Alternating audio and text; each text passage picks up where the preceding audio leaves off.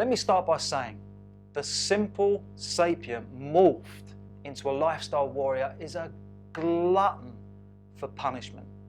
That's because to keep the various lifestyle plates spinning and the roulette debts reeling, one can subject themselves to all kinds of unearthly tensions. That said, affliction is not just earmarked for the extremists. It's also the lifestyle warriors and the poverty-stricken that go through psycho-torture as well. Either way, the low-strung or high-strung lifestyle correlates with the imbalanced psychology.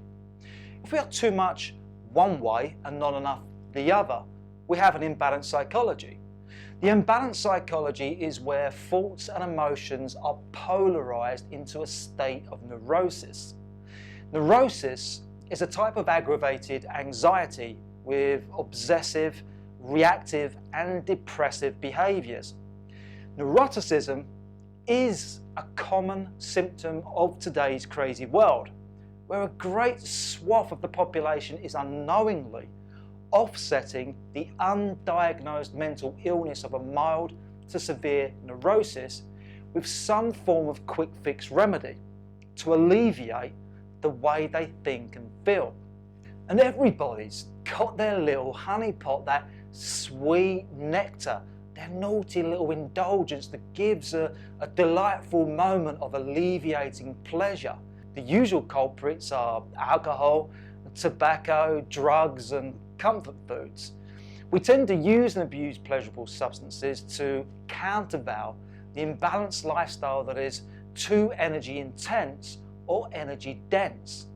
That's because stimulating substances provide a leveraged escapism from that which is unbearable, unchanging, and unmanageable.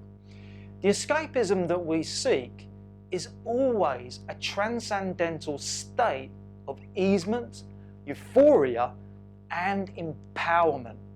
And those three qualities in of themselves are perfectly natural desires and states of the human experience, which can be cultivated through healthy, moderate, and sustainable means.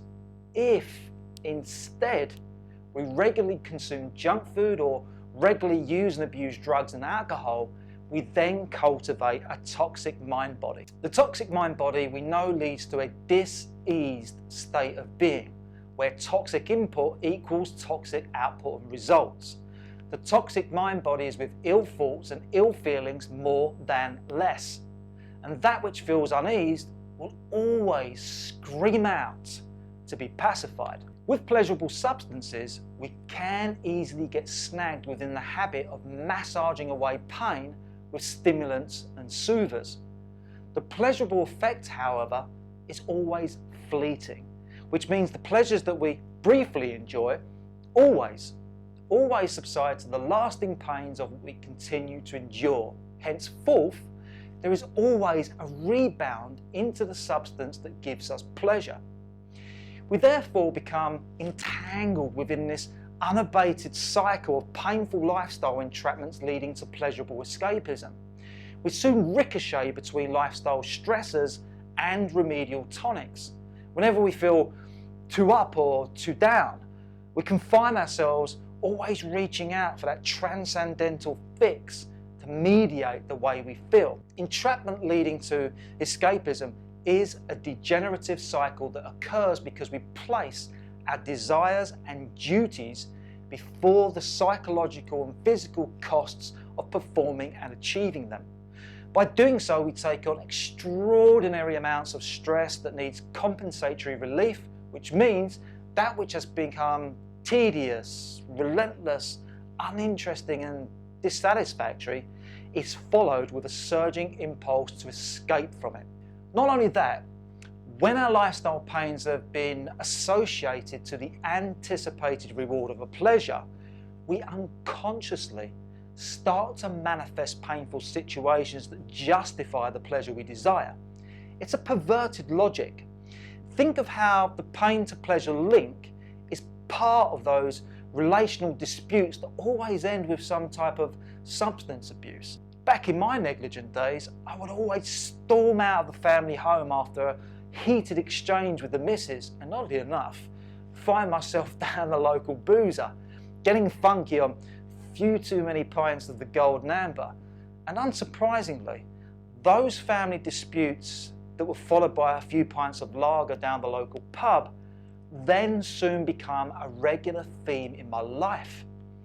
If you look at your own life, you will see that pain to pleasure is a prominent theme, where your pleasurable escapisms will typically follow your stressful entrapments. We do feel psychologically entrapped in all sorts of ways. We can feel entrapped by the endless obligations that we have. We can feel entrapped when continuously doing something that feels horrible. We can feel entrapped when unable to see a way out from a painful situation. We can feel trapped when under the burdening weight of the world on our shoulders. We can feel entrapped with a life where nothing changes. We can feel entrapped within that which is mundane and joy deprived, and we can feel entrapped when unable to get pause from a troubled mind. Each time we do feel entrapped, it prompts forth the urge to get welcomed relief. The pain to pleasure cycle is then reinforced and perpetuated by this simple equation that produces quantum leap results. That is, stress plus relief equals repetition. And everybody has a strong penchant for pleasure. Anything that feels good, we automatically want it again. Anything that gets us through the day, the week, the next moment of this life, we become super reliant upon.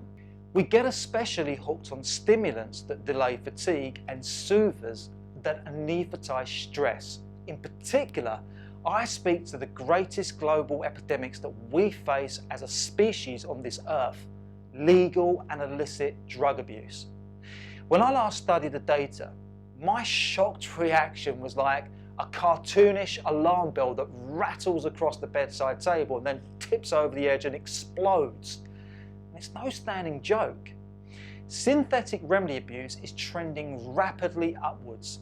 A British Isles national survey recently reported that overall illicit drug use and abuse had risen from roughly 230 users to over 2.7 million within just a 1 year period, with cocaine, ecstasy, LSD and ketamine, of all things, as being cited as the most popular poisons. If we then fly across the Atlantic pond, the America's Drug Use and Health Commission reported that almost 23 million people nationally, 23 million Americans, are hooked on prescriptive and recreational substances. If we then look at the World Health Organization statistics, they've proclaimed that globally over 250 million people use illegal drugs. To put that in perspective, when you combine the entire populations of France, Germany, Italy and the United Kingdom, this would be the totality of our collective substance dependency. Of course, we can't exclude the two greatest heavyweights. It is reported that alcohol consumption is estimated at 2 billion frequent users, with tobacco estimated at a roughly 1 billion users. These are astonishing figures, but not as shocking as the UK Gov National Office of Statistics that have reported that over 65% of all hospital admissions are due to both alcohol and tobacco related incidents, injuries and disease. As said, I very much doubt that those figures would even deter the average smoking Joe that's content on buying a pack of cigarettes that are printed with the image of a lung cancer victim and with the stark warning, "Smoking kills you." Crazy is as crazy does. Craziness is a foolishness that lacks good sense and judgment. The fool is mostly unaware and uncaring of the consequential harms of his or her vice. Even those fully aware of the dangers of their habits, they dismiss the negative consequences in favour of the immediate gratification. They can't help themselves. They love the buzz. They need the fix. They don't want to stop. And for some, the habit itself is just too overpowering. The inability to stop a habit that causes negative consequences, even though we may want to stop, is the nutshell definition of addiction. Addiction is the continuation of a bad habit despite the fact that it's causing damage. Addiction is a compulsive behaviour where the habit is alleviating the symptoms of a psychological disorder. One is unable to cope with stress, feel good, nor stabilise without some external aid. The problem with addictive pleasures are their diminishing qualities. We start to build tolerance towards our pleasurable habits and soon become desensitized to their effects. The pleasurable hits become less and less effective, and therefore more and more is needed to elicit the same transcendental effect. Substance abuse in particular will take you down the rotten pathway of diminishing returns, and yet the decline is so obscure and gradual you don't even notice it. You are taken to addictive hell with a habit that feels heavenly. Addiction itself is a dark and nasty centrifugal force that slowly devours everything and everyone within its dense and destructive orbit.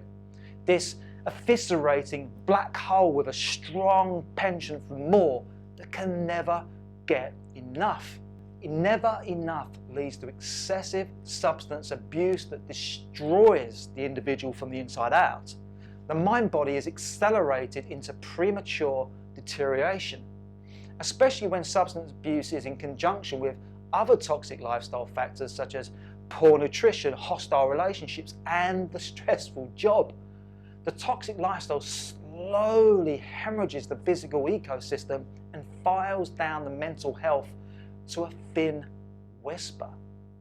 Aging addicts way before their time.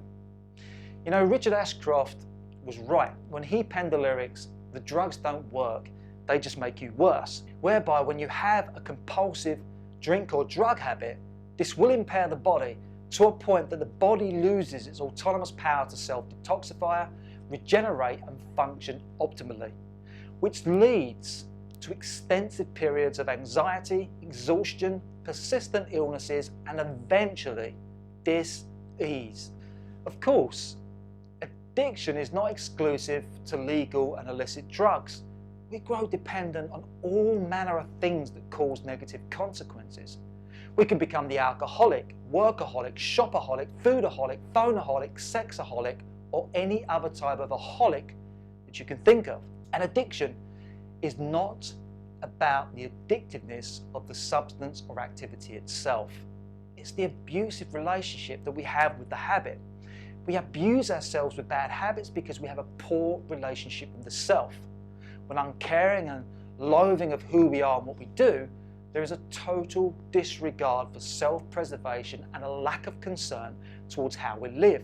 Whereas, when glowing with self-worth, self-respect and self-love, you would never jeopardize who you are and what you do. So, addiction is the unhealthy attempt to pacify the problematic life. However, the transcendental properties of any substance or activity only temporarily fouls over one's psychological and lifestyle issues. But listen, we can temporarily escape the short-term issues of reality, but we cannot escape the long-term consequences of escaping reality. Over time, a compulsive vice will degenerate the mind-body. So if you, I, or anyone else is to cultivate mental wealth, we must vacate our addictions, which is difficult to do when the golden handcuffs have a delightful touch, when the gratifications that we fornicate with are just a few easy fun digits away. Giving up those pleasures that we enjoy is very difficult when we have become homogenized with unchecked desires and insatiable appetites. Even those who do clamber out from the black hole of pleasurable vice then have to walk the line, being teased and tested by the tripwires of a modern landscape that is rigged with temptation. It's not easy, not easy going straight in a bent world. And I do stand here accused. I was born a hero, fell to the zero before I discovered my placebo. This courtesy of a chronic alcohol, drug and junk food addiction, I took my eye off the ball for over 2 decades and played a disastrous game that was far off from the straight and narrow. The final consequence of which was a psychological aneurysm that demolished my existence for roughly 3 years. No kidding, my compulsion to extort pleasure left me dealing with the karmic debt of a catatonic depression and a medical condition labelled anhedonia. Anhedonia is the biological inability to feel pleasure, whereby you no longer have the physical brain capacity and function to produce the biochemicals that make you feel happy, good and peaceful. Where you can't produce enough serotonin, melatonin and dopamine, which are the 3 sacred secretions that are essential for mental and emotional welfare. Where I had abused pleasure for 3 decades, in response to the onslaught and extortion of those 3 biochemicals, the biophysiological aspects of my brain and mind had receded away, and you could say that karma had corrected me with some deeply painful years. I have since made a roaring comeback to be in peak balanced condition. I also stand here to prove this indelible fact. Addiction is a learned behaviour which can be unlearned. Addiction is not a destiny, not a permanent trait, not an incurable disease, nor a genetic disposition. Addiction is a behavioural pattern that can be reversed once we gain full control of the mind-body and redirect our behaviour towards a pathway of regeneration. Unquestionably, that said, to burst through the ashes of a sinful blaze will take the fiery determination of an eager phoenix. Removing oneself from any pleasurable habit is not without its initial withdrawal pangs, without the usual habits in which to feel pepped up or calmed down. The unpacified stress, anxiety and depression has its wicked way.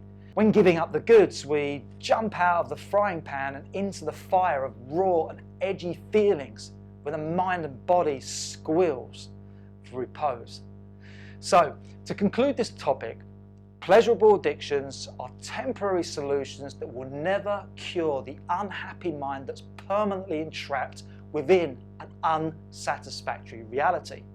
To cultivate mental wealth, we must first abdicate our addictions and play that wretched violin of early abstinence. Then address the underlying psychological issues that have catalyzed the addictive behavior in the first place. Otherwise, mental wealth will always be the elusive prize. If, therefore, you find yourself stuck in that god-awful cycle of entrapment and escapism with addictive habits that compound into negative consequences in your life, don't fret, because this program will give you the psychological tools to transcend the troubled mind that supports that damaging cycle. And so, I will end this topic with this important note. When attempting to withdraw from a chronic chemical dependency, i.e. alcoholism, amphetamine or opioids abuse, there is a strong possibility that the mind-body cannot function without the substance. This means to suddenly stop the habit could result in a serious health risk. This could be adverse reactions, severe symptoms, and possibly death. So, if you do have a substance dependency issue, whether that be prescriptive or recreational, before attempting any changes, I strongly advise that you consult with a counsellor or doctor. You may need medical intervention to safely detox. Next, I want to introduce a concept to you that I refer to as the misplaced identity. So let me preamble this by saying, why do some people tragically stumble from one damn affliction to the other? Why do some people feel totally lost and unknowing of themselves? Why are some people feeling deeply unhappy even though they are surrounded by everyone they love and with having everything that they've ever wanted. Those aforementioned questions deserve sincere inquiry. What follows is my perspective on the fundamental reason why people find themselves within the throes of misery, where the joy of living is often missing. And this has everything to do with the concept of a misplaced identity. You see, unbeknownst to a great number of people, they live with a psychological schism. The psychological schism is a mind split. The split is to have a mental division between conflicted aspects of the overall character. And for the ease of comprehension, I have deduced this psychological schism into these two separate parts of the one self. These two separate parts are the inward person and the outward persona. Let's first discuss the outward persona. The outward persona is the social mask, the inauthentic facade, the feigned behaviour, the masquerade, the personality, the game face that one projects outwards when communicating with others. We are being the outward persona when putting on a performance and presenting to others the parts of our character that we think are acceptable, appropriate, worthy, and likeable. The inward person, however, is the voice within, the quieter, inferior, shy, secretive, inappropriate or inferior parts of self that remain unspoken, that we keep to ourselves. These unspoken parts tend to be the personal fears, insecurities, traumas and shames that one thinks and feels are unacceptable, unworthy and unlikable, and thus they must remain concealed within. If you think about it, some of us, if not all of us, do live a life as double agents, where the outward persona with its smiley face, joviality and polite conversation conceals how we really feel inside. Sometimes we're not being entirely truthful, explicit and revealing of how we generally think and feel. The feigned behaviour of the outward persona really is a defence mechanism that keeps private those most intimate and sensitive parts of who we are. And we are all guilty of acting as someone we're not. And when being the outward persona, more often than not, it becomes awfully stressful to keep putting on that false pretense. Without genuine expression, it can also feel incredibly lonely inside to incubate and worry about that which is unspoken. You see, it's the unspoken parts of the inward person, who you truly are inside, that feels alone with everybody, that feels misunderstood, feels unnoticed. It is the unspoken parts of self that have become the unresolved mental issues that we suffer with in silence. Most individuals are unaware that they have these two-tier characteristics. Many people truly don't know themselves. They might think they know themselves, except they are identified with this superficial persona that skims over the surface of who they really are. They do not have a deeply intuitive and honest relationship with the most innermost aspects of the self. Many people are simply unknowing of the person deep within. Through years of denying the thoughts and feelings of the inward person and instead projecting the embellished characteristics of the outward persona, they've journeyed through life being self-deceptive, believing in this disingenuous, embellished and distorted version of who they really are. And I know because I've been there. I was once so involved with my personality that I didn't know the person deep within. I was so consumed with what people thought of me. I was so possessed with my outward appearance. I didn't know the truth of me.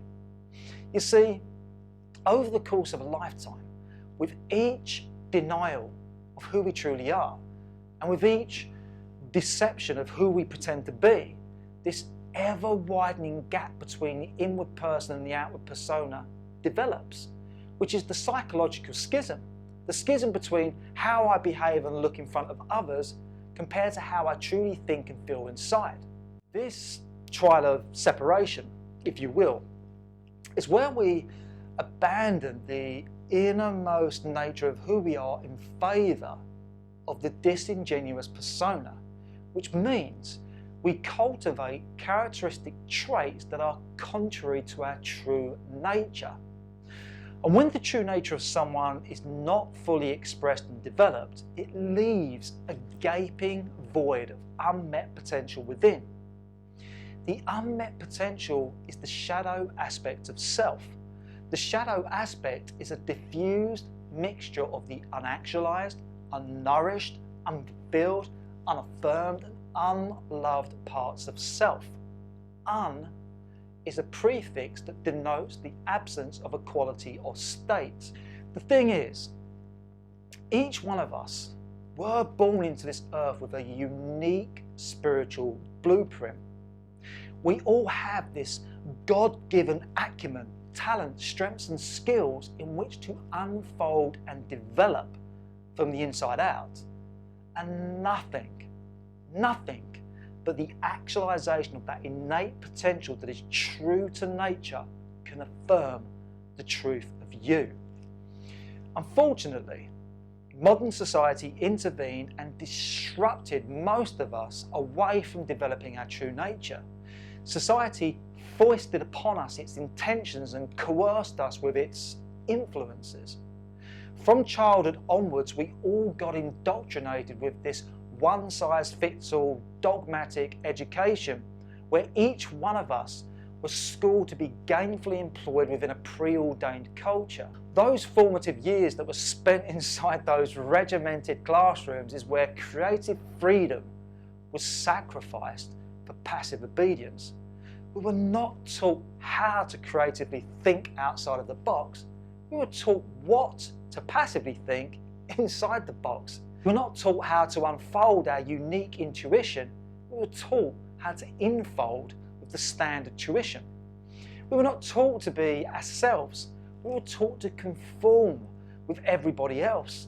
We were continually rejected and corrected in order to follow the given consensus.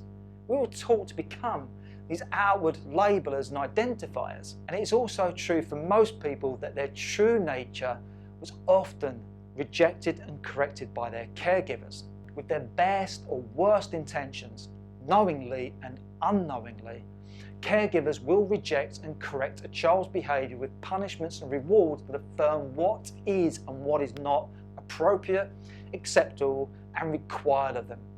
Often caregivers will project and enforce their own preferred ideals, values and beliefs onto the child. It is the sacrifice of true nature that creates lost boys and girls. Lost boys and girls are unsure of who they want to be and what they want to do. They have this unmet potential that becomes a vacuum of emptiness and nothingness that needs fulfillment and yearns to consume and do things.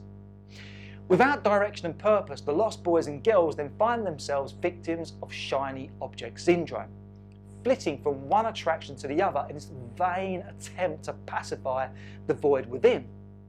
Lost boys and girls are soon manipulated by the continuous onslaught of brand marketers and media-driven entertainment.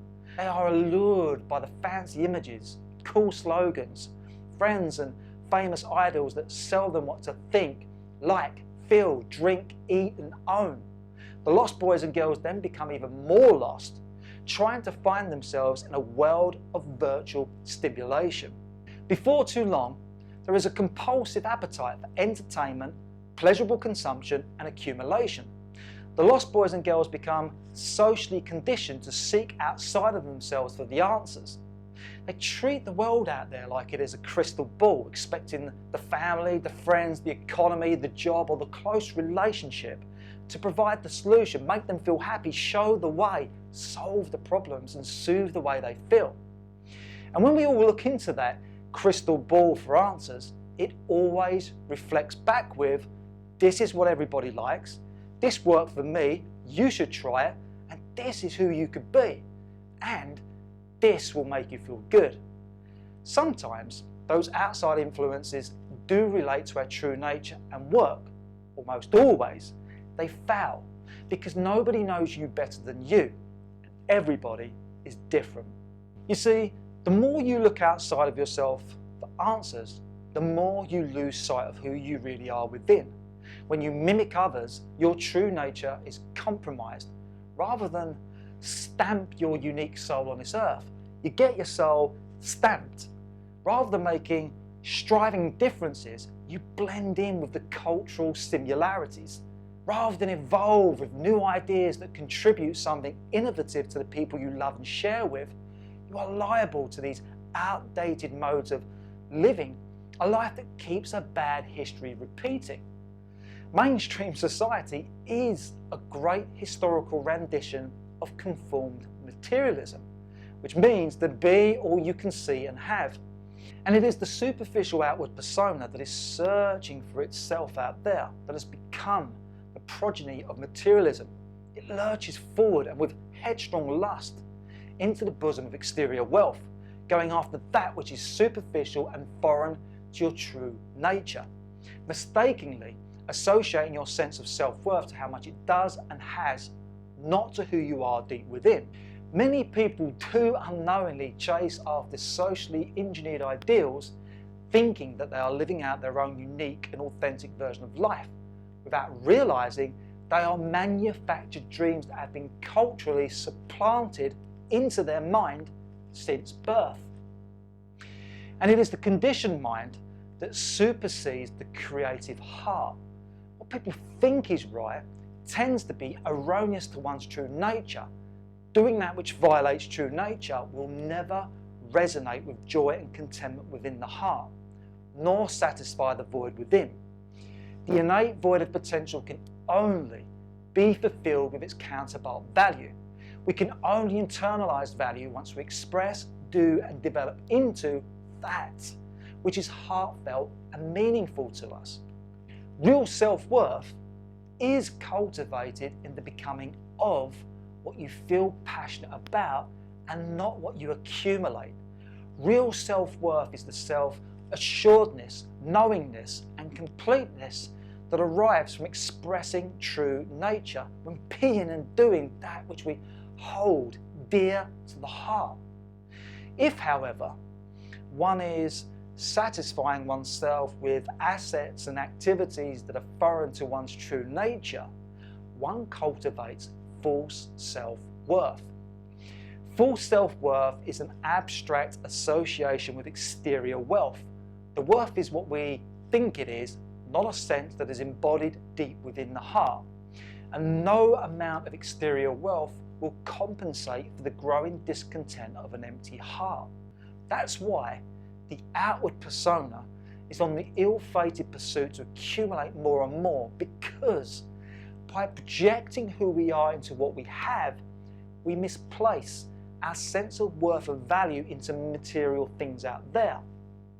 Materialistic ambitions and assets at best will temporarily ease the suffering of living a heartless existence. At the same time, they are the chains that keep the suffering intact. However, the cracks in the outward persona do start to appear, and the exterior wealth soon loses its charm when we become distressed by and resentful of the miserable life that we've cultivated, when we are doing painful things to get the pleasurable comforts and securities that we desire, and when the material luxuries have become pleasureless. The void of unmet potential starts to groan with dissatisfaction. Is this as good as it gets? Where I can't get no satisfaction regardless of what I try, and I try, then becomes a swan song of suffering. And suffering does not discriminate. Even those with financial success and material wealth cannot stave mental failure. There are many examples of rich folk that have achieved great prosperity and prominence, and yet they feel broke and miserable inside, looking for their reprieve at the bottom of the bottle, contrary to those who live frugally on a stretched budget and within tight means, and yet they have the most incredible and fun-packed life. The difference between peaceful happiness and outright misery has nothing to do with exterior wealth.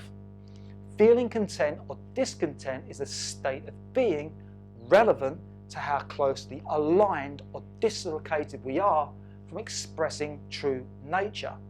The closer to true nature that we live, the more peaceful and self-affirmed one is. The further away from true nature, the more troubled and self-doubtful one is. And it is the outward persona with its poker face that tricks oneself into believing it needs a certain something, someone, or somehow in order to feel content.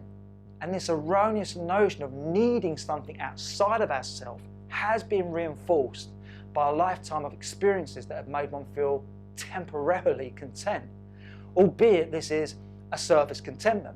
That's because most people are totally identified with the outward persona that is looking for its contentment out there in things only. Contentment really means that the mind is untroubled and at peace. However, if you are looking for contentment in the temporary experiences out there, where the feeling of I did it or I got it never really lasts, you will never ever be contented, because you will always be continually looking for the next thing, the next hit, the next experience that's going to somehow make everything better once you get it, which again is a temporary satisfaction. The satisfaction soon subsides to a renewed yearning for something else. Contentment that lasts, however, can only truly arrive from doing that which is close to the heart, when we internalize that which resonates with true nature. And yet, the outward persona has done a fantastic yet fraudulent job of convincing oneself that happiness is found in things. And worse still, has convinced oneself of this is who I am, when it is not. The outward persona is a carefully constructed identity that one uses to interact with the world that conceals the innermost secrets of the inward person. It is a role that we play out there. It is just that. But when you play the role for long enough, you will lose yourself to that role, believing that you are the mask that you wear. And I've known many people to wear many different masks. I've known people with a different mask for different occasions. And it is the lost boys and girls that have become the adult that is lost behind the mask of his or her outward persona, where the person has misplaced who they truly are into this carefully fabricated story of who they think they should be and what they think they should do to fill in, to be successful, to be liked, to get attention, and all of that jazz. In fact, the misplaced identity is so prevalent today that we have a society awash with fake people. They're faking who they really are, faking their resume, faking it just to make it, and faking it because the real self really just doesn't know how to make it. And the false charade that they unknowingly play has endured so long and entrenched so deep that they've never known what it truly feels like to feel and be real. For them, the greatest tragedy is to live having never really lived. For them, the deepest affliction is to keep living a life of mistakes and regrets. That's because faking it as the misplaced identity of the outward persona is a life fraught with affliction. When misaligned to the inner compass of one's true nature, the self is engaging with unsuitable places, people, and practices. Affliction is the journey of making these painstaking errors and mistakes that come from the consequences of doing that which is ill-suited to one's true nature. It is the errors of our ways that we try to then escape with all manner of deviant methods. Yet there is no escaping from the unresolved aspects of the lost boy or girl within, which has now morphed into the troubled and hypersensitive inner child. Yet we put on this brave face of our outward persona so that the pain don't show. We do a great job of appearing to be all-knowing and indestructible, and yet the brave face is masking over the damaged and dubious parts of who we are. However, when the errors of life start to mount up and the lifestyle that we live becomes so far detached from who we are and untenable, eventually the cracks in the false character widen just enough to reveal the undeniable errors. What follows next is an identity crisis, and we all at some stage, shape and form, having experienced an identity crisis, when a part of the personal life that we have identified with has become unrecognisable, unsatisfying and unmanageable. And like I have, if you've read my personal biography, some of us have experienced the identity collapse. The identity collapses when the outer persona loses the things that it has been superficially identified with, without much to identify with, which is to say, when those people and possessions that you have relied upon for so long for a sense of self and a sense of belonging to affirm the person that you identify with, when they've gone, that is when the fictional reality of who you think you are and what you believe you are worth crumbles away. When the outer persona has nothing to attach to, there is a feeling of being lost, incomplete and without purpose. It's when you just don't know who you are, without those external things that have always validated who you think you are. This is what I often refer to as being the psychological disillusion event, where one collapses into the void of a missing identity. The missing identity is when we are left with this overwhelming sense of grievance for what once was, coupled to the unknowingness and fears of what will be. There is just simply nothing to grasp onto for a sense of this is who I am and this is what I'm worth. One thing is for sure, the place of feeling lost is the opportunity to go within and truly find oneself. The answer is to go within to find you, not look without. Everything that you need to know about who you are, why you're here and what to do next, you will find within. And that's why a great deal of this Mind Games program will focus on doing the great work. The great work is the inner work. That said, discovering thy true self is by no means a brisk walk in the park. The journey within to discover one's absolute true nature is to sift through the cultural inversions and perversions that have corrupted and deviated the mind from its spiritual principle. It is the journey into the most innermost regions of the soul to truly find and know thyself, and for that you must face the darkness, the fears, the insecurities, the traumas and the shames of the inward person. The journey inward is about sorting out the authentic from the inauthentic parts of self, discovering what is real and what is not. It takes time to separate the wheat from the chaff so that you can find and keep that which is original and untainted. It also takes honesty to admit to the errors of one's ways so that truths can shine through. The truly resolved being that is aligned with their true nature comes to fruition in the process of resolution. Psychological resolution is the process of absolving from the errors of the outward persona, evolving the truths of the inward person, and then assimilating every genuine part of the self into one wholesome package.